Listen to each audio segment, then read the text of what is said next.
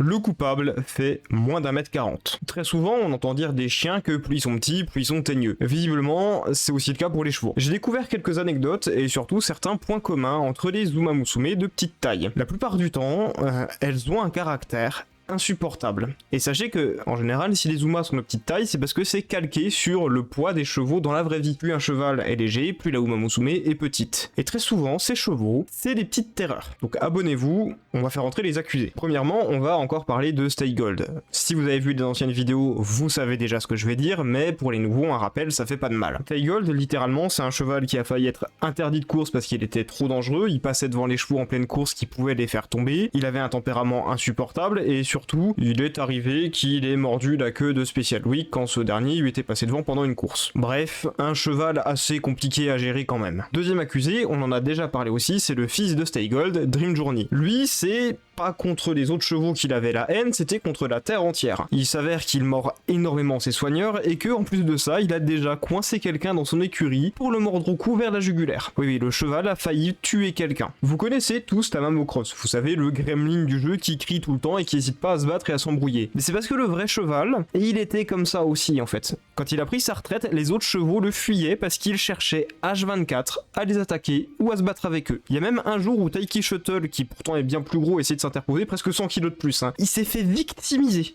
instantanément. Une fois, il y a un mec qui voulait se faire mordre par Tamamocross qui s'est ramené dans son écurie et tout, et veut accorder, il s'est fait mordre. Sweep Tosho, dans le jeu, c'est une gamine qui fait un RP sorcière, vous savez, la sale gosse qui passe son temps à râler. Elle était pas mieux dans la réalité. Son jockey, Kenichi Kezue, aka l'expert des chevaux difficiles, on rappelle que le mec il a chevauché Dream Journey et Orfèvre, il a dit lui-même que Sweep Tosho n'écoutait jamais. D'un moment à l'autre, si elle avait plus envie, elle arrêtait de s'entraîner, elle partait.